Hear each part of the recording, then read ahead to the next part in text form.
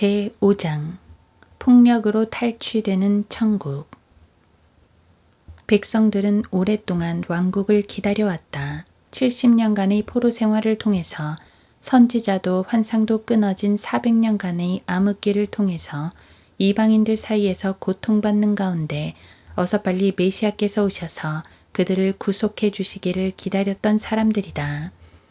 그리스도 이전에도 드다라든지 사도행전 5장 36절, 갈릴리 사람 유다 같은 사람들이 사도행전 5장 37절 세력을 모아 자신을 따르게 했던 적은 있었지만 그들이 죽자 사람들은 뿔뿔이 흩어졌다. 그들은 백성들이 기다리던 진정한 통치자가 아니었기 때문이다. 이두메인 헤롯이 로마의 세력을 업고 왕이 되어 그 땅을 통치했었지만 그 역시 예언에 따른 왕은 아니었다. 때문에 더러는 상투적인 설교가 되어버리기도 했지만 그들에게 전해진 선지자들의 말씀들은 메시아에 대한 기대감을 갖게 했다. 그러다가 선지자 같은 한 분이 나타나더니 병든 자들을 고쳐주고 마귀들을 쫓아내는 등 온갖 이적들을 행하고 계신 것이다. 백성들은 그분께 몰려들었다. 그런데 그분의 이적보다 더 굉장한 것은 그분의 권위 있는 설교였다. 어떤 서기관들에게서도 들어보지 못한 그 설교 가운데서 그들은 소망을 갖게 되었다. 가난하고 억울하고 애통하고 굶주린 그들에게 그리스도의 말씀은 영이 가난하고 애통하고 온유하고 의에 굶주린 사람들은 천국 백성의 자격을 얻는다는 것이었다. 마태복음 5장 3에서 6절. 비록 배우지 못한 무식한 자들일지라도 그리스도의 말씀에 따라 그 새로운 왕국은 참으로 살맛나는 세상이라는 것 정도는 분명히 알게 된 것이다. 더욱이 저렇게 능력이 많으신 분이 다스리는 왕국이니 그 영광 또한 기대할 만했으리라. 얼마나 아름다운 설교인가. 의롭고 엄격한 왕국의 모습을 제시함과 동시에 가난한 자들에게 소망을 주시고 하나님을 신뢰하기만 하면 하나님께서 이루어 주실 것이니 걱정하지 말라는 위로의 말씀도 하셨다. 마태복음 6장 25에서 33절. 산상 설교에는 참으로 그분이 전파하시던 왕국 복음의 핵심이 담겨져 있으며 그리스도인들이 받는 은혜와는 별도로 왕국의 백성들이 행하고 누릴 모든 것들이 함축되어 담겨 있다. 그러나 문제는 항상 반대 세력들이다. 이 반대 세력은 창세기 3장 이후로 항상 등장해 왔다. 지금도 성도들이 성령 충만하여 하나님을 향한 영적인 삶을 살려 하면 육신과 세상과 마귀라는 영적 방해 세력들이 등장하여 우리로 온전한 하나님의 뜻을 이루지 못하게 하는 것과 마찬가지로 당시에도 그리스도께서 전파하시는 왕국을 가로막는 방해 세력들이 있었다. 하나님의 일을 하려고 하면 항상 반대 세력이 등장한다. 이것은 영적 원리이며 이 세상이 영적 전쟁터임을 증명해 주는 것이기도 하다. 이 반대 세력은 인류가 존재해 온 이래로, 아니 인간이 창조되기 훨씬 이전부터 하나님께서 하시는 일들을 방해해 왔다. 그 세력의 우두머리는 사탄이다. 그는 타락 후 온 우주에 반역을 일으켜 하나님께서 우주를 심판하실 수밖에 없도록 했으며 창세기 1장 2절 에덴의 동산에 침투하여 최초의 인류를 타락시켜 죄 없는 인류를 번성시키려는 하나님의 계획을 방해하고 나섰다. 카인부터 시작하여 온 인류를 죄악의 구렁텅이에 집어넣어 전 세계적인 홍수를 야기하더니 새롭게 기회를 부여받은 노아를 술 취하게 하여 그 아들 함으로 인해 범죄케 하기도 했다. 믿음의 조상 아브라함에게도 의심과 두려움을 집어넣어 자기 아내를 누이라고 속여 하마터면 이집트 땅과 그랄 땅에서 언약의 씨가 함의 씨와 혼합될 뻔하게 되는가 하면 창세기 12장 20장 이스마엘을 출생시켜 언약의 씨인 이삭의 자손들을 지금까지 괴롭히고 광야에서는 모세를 통해 위대한 민족을 만드시려는 계획을 방해하고자 백성들의 마음에 불신을 일으켜 금송아지를 만들게도 하였고 코라를 일으켜 권위에 대항하게도 하였다. 또 모압의 거짓 선지자 발라함을 들어 이스라엘 백성을 저주하게 하려 했는데 비록 저주는 실패했지만 대신 음행에 가담하게 하는데 성공을 거두었다. 민수기 25장. 재판관들의 시대에는 이방 왕국들을 통해 언약의 자손들을 노예로 만들었으며 다윗을 통한 왕국의 계획을 드러내시기 전에 먼저 선수를 쳐 사울을 왕으로 내세우게 하기도 했다. 솔로몬 이후에는 왕국을 분열시켰고 급기야는 아시리아와 바빌론을 통해 그 왕국을 멸망시켜버렸다. 하나님께서 이루고자 하신 그 위대한 왕국은 어디로 갔는가? 하나님께서는 그분의 종들을 통해 그 왕국을 이루시려 했지만 사탄 역시 자기의 종들을 사용해 그 왕국을 방해해 온 것이다. 이 모든 것들은 영적 전쟁의 역사들이다. 크고 작은 전쟁들 속에서 사탄은 승리하는 것처럼 보였다. 그러다가 드디어 왕이 오셨다. 이 왕은 이전의 왕들과 달리 인간의 몸을 입고 인간의 성정을 따르기만 하셨을 뿐 바로 하나님 자신인 왕이셨다. 이번에도 사탄은 틈을 주지 않는다. 이제 또 한 번 커다란 영적인 전쟁이 벌어질 차례다. 사탄의 사령부에서는 사전 계획을 세워놓았다. 그것은 이 왕이 백성들에게 왕국을 역살할 때 청중들을 혼동케 하여 그 왕국을 거부하게 할 종교 지도자들을 미리 세워놓는 것이었다. 계획은 잘 진행되었다. 바빌론에 의해 성전이 파괴된 후 성전 경배를 할 수 없게 되자 회당을 만들고 서기관들이 일어나 율법을 연구하는 과정에서 사탄은 순수한 율법만을 연구하게 하는 것이 아니라 외경을 만들어내고 미쉬나 미드라슈 등의 전통을 가미시켜 모세의 율법보다 탈무드적인 전통과 장로들의 전통을 확립시켰다. 또한 성전이 복원됨으로 제사는 다시 드렸지만 선지자들이 없으므로 누구 하나 하나님의 뜻이 무엇인지 밝히 알려주지 않아 여러 종류의 유대교 종파가 일어나게 되었으며 그 가운데 바리새인들과 사두개인들이 등장했다. 이들 네 세력, 즉 바리새인들과 사두개인들, 서기관들과 제사장 그룹이 예수님 당시에 그리스도를 반대하는 직접적인 세력으로 등장했다. 이들이 바로 그리스도의 왕국을 대적하기 위해 사탄이 세워놓은 그의 종, 즉 거짓 종교 지도자들이었던 것이다. 물론 하나님이신 예수 그리스도께서 이 일을 모르실 리 없었다. 이미 사역 초기에 광야에서 벌어진 1차 접전을 승리하신 주님께서는 마태복음 4장 사탄의 모든 계획을 간파하고 계셨다. 그 접전은 십자가에서 치열해질 것이고 아마겟돈에까지 이를 것이며 이 거짓 종교 지도자들의 무리는 재림 직전에 있을 대환란 때에도 왕국을 가로막는 무리들로 다시 한번 등장할 것이다. 베드로후서 2장 1, 2절. 때문에 주님께서는 백성들에게 그들에 대한 경고를 하셔야만 했다. 그래서 다루어지고 있는 것이 바로 산상설교 중 마태복음 7장 15에서 23절에 있는 거짓 선지자들에 대한 경고이다. 거짓 선지자들을 조심하라. 그들은 양의 옷을 입고 너희에게 나아오나 속은 약탈하는 이리들이라. 마태복음 7장 15절. 마태복음 7장에 따르면 이들은 개와 돼지이며 거짓 선지자들이고 양의 옷을 입었으나 약탈하는 이리들이고 가시나무와 엉겅퀴이며 나쁜 열매를 맺는 나쁜 나무, 찍혀서 불에 던져질 나무, 주여 주여 하고 부르기도 하고 주의 이름으로 예언도 하고 심지어 마귀들을 쫓아내기도 하나 천국에는 들어갈 수 없는 자들로 나타난다. 어디 마태복음 7장에서 뿐이겠는가. 주님께서는 지속적으로 이들에 대해서 경고를 하셨는데 그것은 위선자 마태복음 6장 5절, 독사들의 세대 마태복음 12장 34절, 악하고 음란한 세대 마태복음 12장 39절, 아버지께서 심지 않으셨기에 결국은 뽑혀질 초목 마태복음 15장 13절, 소경을 인도하는 소경 마태복음 15장 14절, 천국을 가로막고 서서 자기뿐만 아니라 다른 사람도 천국에 들어가지 못하게 하는 자들. 마태복음 23장 13절. 과부들의 집을 삼키는 자들. 마태복음 23장 14절. 개종자를 찾아다니다 만나면 2배나 더 악한 지옥의 자식으로 만드는 자들.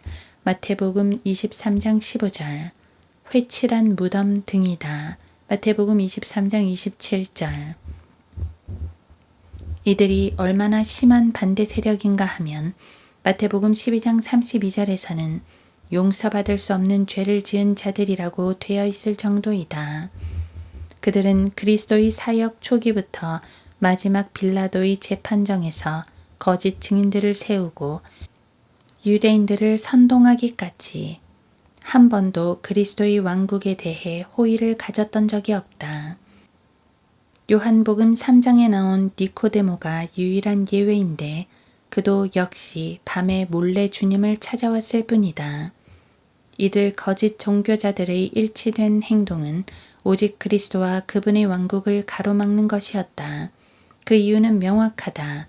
자기들의 기득권이 보호받아야 한다는 명목이었다. 그들이 가장 위협을 느꼈던 때는 예수님께서 율법을 어기고 또 어기라고 가르친다고 판단될 때였다. 마가복음 3장에서 예수님께서 안식일에 한쪽 손이 마른 사람을 치유해 주시자 그들의 반응은 어떻게 하면 그를 죽일까 하는 것이었다. 마가복음 3장 6절. 그들의 관점으로 예수님은 안식일을 폐하는 사람이었고 율법을 폐하는 사람이었다. 율법이 폐해지면 제사도 폐해지고 그렇게 되면 백성들은 더 이상 성전에 제물과 예물도 갖다 바치지 않고 11조도 바치지 않을 것이다. 더 이상 백성들은 자기들에게 배우기 위해 돈을 내지도 않을 것이다. 결국 그들의 생계는 끊어지고 그들은 굶든지 아니면 백성들 중 하나처럼 다른 직업을 선택해야만 한다. 그들은 지금까지 모세의 자리에 앉아서 백성들 위에 군림하고 있었는데 그렇게 되면 그들의 지위, 명예, 생계 모든 것들은 일순간 무너지게 될 것이었다. 그들은 예수 그리스도의 위대하신 왕국과 왕국의 표적들 앞에서 자기들의 배와 지위만을 생각하고 있었다. 사탄은 바로 이러한 점을 활용해 이들로 하여금 그리스도께서 전파하시는 천국을 가로막게 했던 것이다. 예수님께서는 이러한 자들을 향해 폭력으로 천국을 탈취하는 자들이라고 말씀하셨다. 마태복음 11장 12절. 이 부분을 좀 더 자세히 살펴보자. 마태복음 11장 11에서 13절에는 왕국, 즉 천국과 관련해서 몇 시대가 등장한다. 11절에는 진실로 내가 너희에게 말하노니 여자에게서 태어난 사람 가운데 침례인 요한보다 더 큰 사람은 없었느니라. 그러나 천국에서는 가장 작은 사람이라도 그보다 더 크니라고 말씀하고 있다. 그리고 13절에서는 모든 선지서와 율법은 요한까지 예언한 것이라고 말씀하신다. 즉 침례인 요한까지가 구약시대이고 이후에는 천국이라는 왕국시대가 등장한다는 것이다. 교회시대가 제시되어 있지 않다는 것에 대해서는 이상히 여길 것이 없다. 여기서 제시한 시대들은 왕국과 관련된 시대들인데 교회는 왕국이 아니므로 여기에 생략된 것일 뿐이다. 교회 시대에 대한 언급은 누가복음 16장 16절에 있다. 거기에는 마태복음 11장 13절처럼 율법과 선지서들은 요한까지요 라고 되어 있지만 그 뒤에 그 후로는 하나님의 나라가 전파되어 사람마다 그 안으로 밀려 들어가느니라는 말씀이 추가되어 있다. 누가복음은 이방인에게 기록한 복음서이기 때문에 모든 구절들이 왕국으로 일관하지만은 않는다. 따라서 누가는 율법시대 이후에 교회시대가 등장한다는 사실을 보여주는데 교회가 곧 하나님의 나라는 아니지만 이 시대에 하나님의 나라는 교회를 통해 전파되어 나간다. 그리고 사람마다 즉 유대인이나 이방인이나 관계없이 그분을 믿는 자는 누구든지 하나님의 나라로 밀려 들어가게 된다. 그런데 마태복음 11장 12절에는 아주 특별한 말씀이 기록되어 있다. 율법과 선지서들이 요한의 때까지라는 것은 좋은데 그 다음에는 침례인 요한의 때로부터 지금까지 천국은 폭력으로 탈취되고 폭력을 쓰는 자들이 힘으로 그것을 차지하느니라는 것이다. 이 말이 무엇인가? 도대체 천국이 폭력으로 탈취된다는 말이 무슨 뜻인가? 한글 개역 성경에는 이 구절이 세례 요한의 때부터 지금까지 천국은 침노를 당하나니 침노하는 자는 빼앗느니라고 되어 있다. 지금까지 이 구절에 대한 전통적인 해석은 열심 있는 자가 천국에 들어간다는 것이었다. 예수님을 믿는다고 하면서도 신실하게 믿지 않는 자는 천국을 차지할 수 없고 그 나라를 얻기 위해 신실하게 노력하고 침노하는 자가 들어간다는 것이며 이렇게 하는 자들이 누가복음 16장 16절에 나와 있는 것처럼 하나님의 나라에 밀려 들어간다는 것이다. 그러나 이 또한 천국과 하나님의 나라를 구분하지 못하는 혼동에서 기인된 잘못된 해석이다. 마태복음 11장 12절에 대한 관련 구절을 누가복음 16장 16절로 가져오면 절대로 안 된다. 이 둘은 전혀 다른 것을 말하는 구절이다. 특별히 천국을 성도들이 죽어서 가는 천상의 낙원으로 생각하는 사람들에게 그러한 해석은 행위 구원의 요소를 갖게 된다. 왜냐하면 열심히 있어야만 구원을 받는다고 말하는 것이기 때문이다.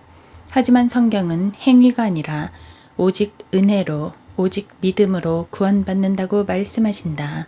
에베소서 2장 8, 9절. 그렇다면 이 구절의 바른 의미는 무엇인가? 침노라는 말은 다소 긍정적인 뜻으로 쓰일 수 있다. 하지만 바른 번역에 따른 폭력은 절대로 긍정적인 뜻이 아니다. 세상에 여러 종류의 힘이 있지만 폭력은 부정적인 나쁜 의미의 힘이다. 따라서 천국이 폭력으로 탈취된다는 것은 불법자들에 의해서 천국이 말 그대로 탈취된다는 것을 말하는 것이다. 어떻게 천국이 탈취될 수가 있는가? 우리가 지금까지 배운 정의에 따라 여기서 말하는 천국은 성도들이 죽어서 가는 셋째 하늘이 아니라는 사실을 다시 한번 기억하라. 이 천국은 예수 그리스도께서 이 땅에 내려오셔서 예루살렘에 위치한 다윗의 보좌 위에 앉으셔서 통치하시는 유대인에게 약속하신 이 땅에 속한 왕국을 말한다. 즉 신정 통치의 왕국이다. 예수님께서는 초림 때 그 왕국의 왕으로 오셨다. 주님께서는 그때 그 왕국을 차지하셔야 했다. 하지만 사탄의 세력은 결코 가만히 있지 않았다. 그들은 천국을 가로막고 백성들을 그곳에 들어가지 못하게 하는 것을 사명으로 알고 있던 자들이다. 백성들이 왕을 거부했지만 이 거부는 이들 종교 지도자들에 의해 이루어진 것이었다. 그들은 당대에 힘 있는 자들이었다. 그런데 그 힘은 정상적인 힘이 아니라 폭력과 같이 불법적인 힘이었다. 즉, 그들은 폭력을 쓰는 자들이 되어 그리스도께서 이루시려는 그 천국을 폭력으로 탈취하고 만 것이다. 그들은 예수님의 사역을 지속적으로 방해했다. 그들은 한 번도 자기들의 세력과 힘을 그리스도의 발 앞에 내려놓은 적이 없다. 그들은 계속 탈취하고 있었다. 십자가에 이르기까지 그들은 지속적으로 그 왕국을 탈취했다. 십자가 이후에는 신약 시대가 이르렀으므로 누구든지 하나님의 나라로 밀려 들어가는 시대가 되나 그리스도께서 십자가에 못 박히기까지 천국은 폭력으로 탈취되는 시대를 맞을 수밖에 없었던 것이다. 그런데 성경에 따르면 이러한 시대가 그리스도의 재림에 맞춰 다시 한번 등장하게 된다. 바로 대환란 때이다. 유대인들은 과거에 한번 기회를 놓쳤지만 하나님께서는 그들에게 다시 기회를 주실 것이다. 대환란 기간 동안 유대인들에게는 초림 때와 마찬가지로 천국 복음이 전파될 것이다. 환란이 심해질수록 재림의 날은 더욱 가까워오고 그들은 끝까지 견디며 믿음과 행위로 지켜나가야 한다. 어떠한 위협과 고난이 있을지라도 믿음을 저버리면 구원을 잃어버릴 것이고 다시 얻을 수 없을 것이다. 히브리서 6장 4에서 6절. 그들은 끝까지 견뎌야 구원을 받게 된다. 마태복음 24장 13절. 그들은 일용할 양식을 주시기를, 악에서 구해 주시기를, 왕국이 어서 빨리 임하게 해 주시기를, 하늘에 계신 아버지께 기도할 것이다. 마태복음 6장 9에서 13절. 그들은 하나님의 보호하심 가운데 믿음을 지킬 것이다. 마태복음 6장 25에서 31절. 하나님의 나라와 그분의 의를 구하기도 할 것이다. 마태복음 6장 33절. 그러나 사탄은 그의 세력들 곧 거짓 선지자들과 거짓 교사들을 보내어 백성들을 잘못된 길로 오도할 것이다.